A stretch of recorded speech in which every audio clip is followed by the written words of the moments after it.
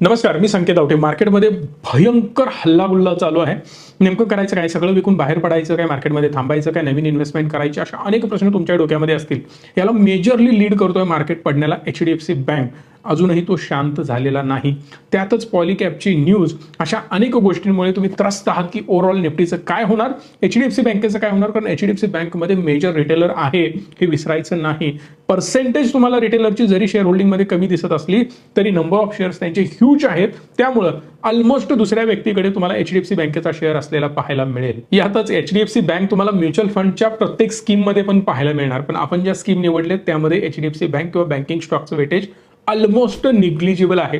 जर तुम्ही रिचमीमध्ये इन्व्हेस्टेड असाल तर प्लीज एकदा तुमची स्कीम बघा आणि त्यामध्ये HDFCचं वेटेज बघा किंवा बँकिंगचं वेटेज बघा, तुम्हाला ऑटोमॅटिकली कळेल. नो डाऊट ओव्हरऑल बँकिंगवर आपण थोडेसे बुलिश आहोत काही काळासाठी, पण HDFC बँक किंवा इतर मोठे जे हत्ती आहेत थोडंसं आम्ही सावधच आहोत. मग यामध्ये नेमकं करायचं काय? इन डिटेल अनालिसिस मी आता HDFC बँकेचं करणार आहे. सगळ्या गोष्टी एकदम फास्ट क्लिअर होऊन जातील. बिलकुल याला मी किचकट करणार नाही. HDFC बँकेचा रिझल्ट ठीकठाक आहे. डायरेक्ट मी तुम्हाला स्क्रीनवर दाखवणार, पण त्याआधी काही गोष्टी लक्षात घ्या. नेट इंटरेस्ट मार्जिन डाऊन होताना पाहायला मिळतं. इंटरेस्ट मार्जिन का डाऊन होतोय? तर सिंपल आहे. इंटरेस्ट मार्जिन म्हणजे काय? जे मी पैसे माझ्याकडचे तुम्हाला दिले त्यावर व्याज घेतलं आणि जे माझ्याकडे पैसे आलेत त्याला मी व्याज दिलं, या दोन्हीमध्ये जो डिफरन्स राहतो तो आहे इंटरेस्ट मार्जिन. बट हे डाऊन का होत आहे? तर याच्या मागे पण लॉजिक हे आहे की जो यांचा LDR आहे, लोन टू डिपॉझिट रेशो, तो 110% जाऊन पोहोचलाय.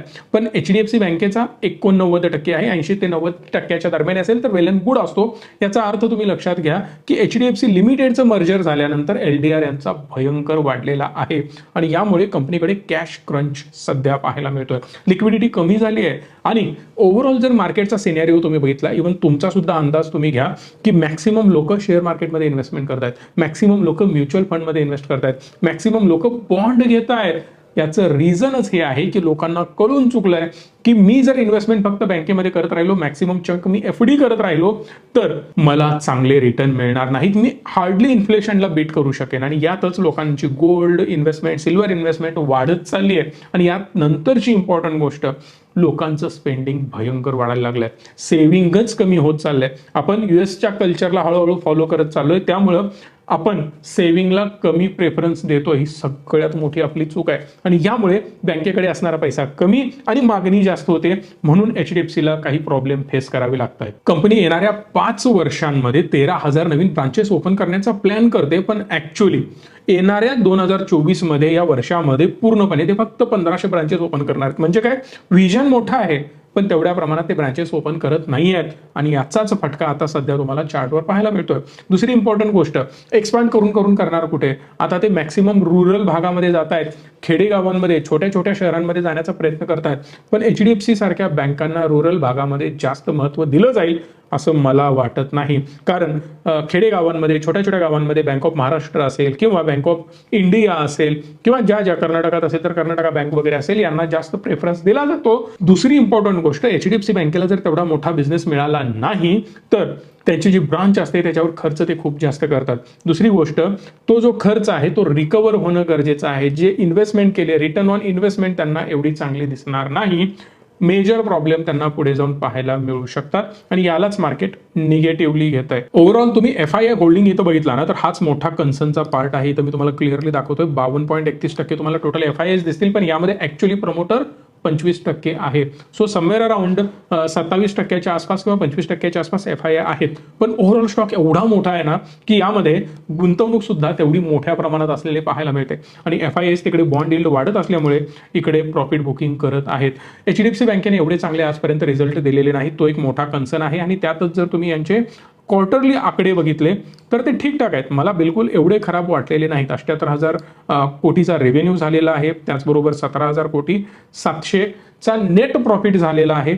पण हा इयर ऑन इयर तुम्हाला क्वार्टर ऑन क्वार्टर चांगला जरी दिसत असला तरी म्हणणं हे आहे चार्टवर की मॅक्सिमम यानं रिटर्न खूप कमी दिलेले आहेत. 10-12% म्हणजे काहीच नाही. आणि जर तुम्ही विचार केला, लेट्स से 2021 मध्ये तुम्ही इथं गुंतवणूक केलेली आहे, 2020च्या एंडिंगला गुंतवणूक केलेली आहे, आज सुद्धा तुमचा पैसा तेवढाच आहे. जर एखादा स्टॉक चांगले रिटर्न देऊ शकत नसेल तर मात्र लोकांचा विश्वास त्यामध्ये केलेली गुंतवणूक हळूहळू कमी होत जाते. पण माझ्या अनालिसिसनुसार काही गोष्टी महत्त्वाच्या लक्षात घ्या. हा स्ट्रॉंग सपोर्ट झोन आहे. कुठल्याही प्रकारे बाईंग सेलिंगचे रिकमेंडेशन नाही, फक्त मी एज्युकेशन पर्पजसाठीच सांगतोय. हा एक स्ट्रॉंग सपोर्ट झोन आहे. पण जर हा सपोर्ट बिघडला तर मात्र डायरेक्ट आपल्याला सपोर्ट खाली 1160 ते 1130च्या दरम्यान पाहायला मिळतो. ही खूप डेंजरस गोष्ट आहे. माझी इच्छा आहे असं काही होऊ नये. इथूनच यानं रिव्हर्स करण्याचा प्रयत्न करावा. ओव्हरऑल जर तुम्ही बघितलं ना, एचडीएफसी बँकेचा पीई रेशो आता सध्या 19 पाहायला मिळतो, जो की इंडस्ट्री पीईच्या आसपास येताना पाहायला मिळतो. इंडस्ट्री पीई 15च्या आसपास आहे आणि आता हा सध्या 19च्या आसपास आहे. माझ्या मताप्रमाणे लवकरात लवकर हा जवळ येण्याचा प्रयत्न करेल. त्याच्या आपल्यासाठी ही फायद्याची गोष्ट आहे. ज्याला डोळे झाकून चांगले रिटर्न हवे असतील तो सिंपल स्ट्रॅटेजी काय इथे अप्लाय करू शकतो. तर बेसिकली जसं मला हा चांगल्या लेवलला मिळेल तसं थोडीशी गुंतवणूक होईल. बिलकुल एचडीएफसी बँकेमध्ये मेजर काही इश्यू मला दिसत नाहीत. सो इथून जरी हा ऍटलिस्ट इथपर्यंत जरी गेला तरी इझिली मला 30 ते 35% रिटर्न निवांत मिळू शकतात.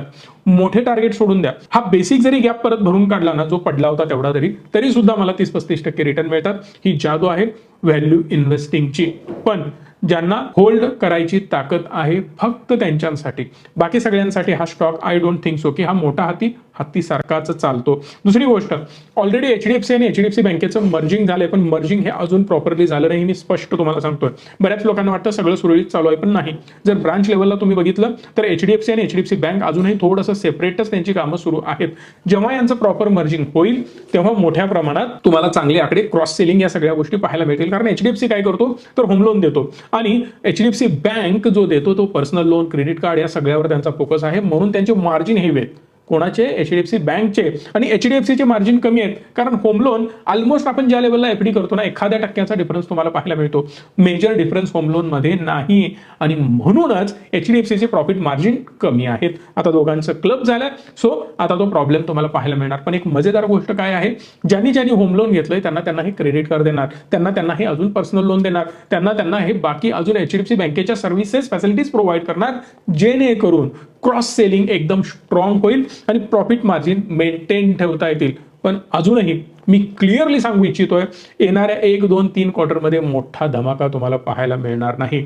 जगा वेगळे प्रॉफिट मार्जिन यांचे वाढणार नाहीत. 2 मोठ्या डायनासोर्सना क्लब करायचं चालू आहे. असं जाता जाता गोष्टी शक्य नसतात, त्याला बराच वेळ जाणार.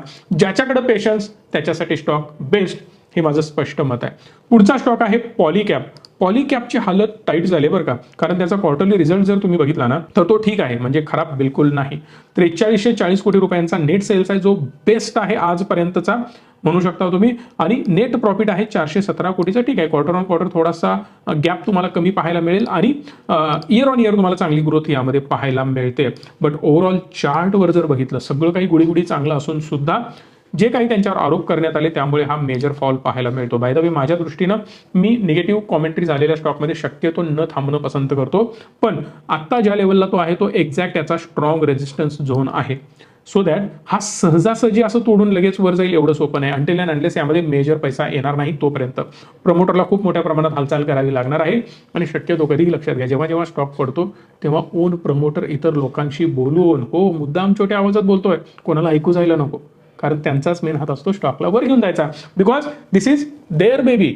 स्वतःच्या मुलाची काळजी स्वतः घ्यायची असते, म्हणून ते लोक प्रयत्न करतात की मोठ्या प्रमाणात स्टॉकला वर घेऊन जाणं, स्वतः स्टॉक बायबॅक करणं, अशा प्रकारे करून परत ते आपापल्या लेवलला घेऊन जाण्याचा प्रयत्न करत असतात. Again same case applicable with HDFC bank तुम्ही म्हणू शकता. फक्त दोघांचे रिझन्स वेगवेगळे आहेत, पण गोष्टी सिनेरिओ सेम पाहायला मिळतो. फक्त रिकव्हरी स्लो होण्याचे चान्सेस आहेत. जोपर्यंत वातावरण शांत होणार नाही तोपर्यंत तुम्हाला मेजर अपट्रेंड यामध्ये मोठ्या प्रमाणात पाहायला मिळणार नाही. पण स्टॉक फंडामेंटली स्ट्रॉंग आहे, सगळ्या गोष्टी बेस्ट आहेत, काही प्रॉब्लेम नाही. एकच प्रॉब्लेम, यांच्यावर आरोप केले गेलेले आहेत, जे आरोप लगेच सॉर्ट आउट होणार नाहीत. मेन येऊयात निफ्टीच्या चार्टवर. निफ्टी खूप फास्ट मी तुम्हाला सांगणार आहे, जास्त वेळ निफ्टीमध्ये द्यायची गरज नाहीये, कारण ज्या लेवल्स आपण ड्रॉ केलेले आहेत त्या लेवलवरून पिक्चर तुम्हाला क्लिअर होऊन जाईल. या लेवलला मला क्लिअरली सपोर्ट झोन दिसतोय आणि निफ्टीमध्ये मेजर प्रॉब्लेम सध्या तरी मला पाहायला मिळत नाही. पण जर याला तोडलं तर लंका लागू शकते. डायरेक्ट तुम्हाला 1000 पॉईंटचा क्रॅश मार्केटमध्ये पाहायला मिळू शकतो. ओव्हरऑल याला बिलकुल घाबरण्याची गरज नाहीये. ही जी संधी आहे ना ती SIP करण्यासाठी आहे. ही जी संधी आहे ना मार्केटमध्ये पैसा पोर करण्याची आहे.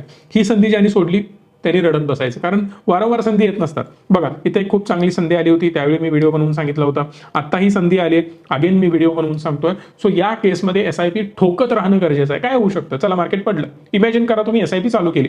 कधी चालू केली? आज चालू केली. इथं पैसे गेले, इथं पैसे गेले, इथं गेले, इथं गेले, इथं गेले, मार्केट इथं आलं. पण इथं आल्यानंतर जसं वर जाईल तसं अगेन तुमच्या अशा इन्व्हेस्टमेंट या सुरू राहणार आहेत आणि याचं जबरदस्त ॲव्हरेजिंग होऊन तुमची इन्व्हेस्टमेंट इथं होणार आहे. आणि हे जे काही मार्केट क्रॉस करेल हे भयंकर रिटर्न तुम्हाला पाहायला मिळतील. सो मार्केट पडल्यानंतरच्या या गोष्टी विसरायच्या नसतात. लमसम काही ऍड करायचे आहे, छोटी छोटी करत जा, सुरुवात करा, काम बंद ठेवू नका, असं माझं स्पष्ट मत आहे. फक्त मार्केट पडेलच वाढेलच याला जास्त लॉजिक न लावत बसता योग्य ठिकाणी योग्य वेळी पैसा पोर करत राहणं गरजेचं आहे. ज्याला हे समजलं तो मार्केटमधून खूप चांगलं अर्निंग करतो. तुम्हाला जर आमची मदत हवी असेल, डिस्क्रिप्शनमध्ये नंबर आहे, एक गुगल फॉर्म आहे, तो भरा. त्या थ्रू तुम्हाला एक लेक्चर दिलं जाईल, प्रॉपर नॉलेज दिलं जाईल. अदरवाईज कॉल करून सुद्धा माहिती घेऊ शकता. व्हिडिओला लाईक, शेअर आणि चॅनलला सबस्क्राईब करून तुमचं प्रेम दाखवू शकता. धन्यवाद. Stay tune and stay positive.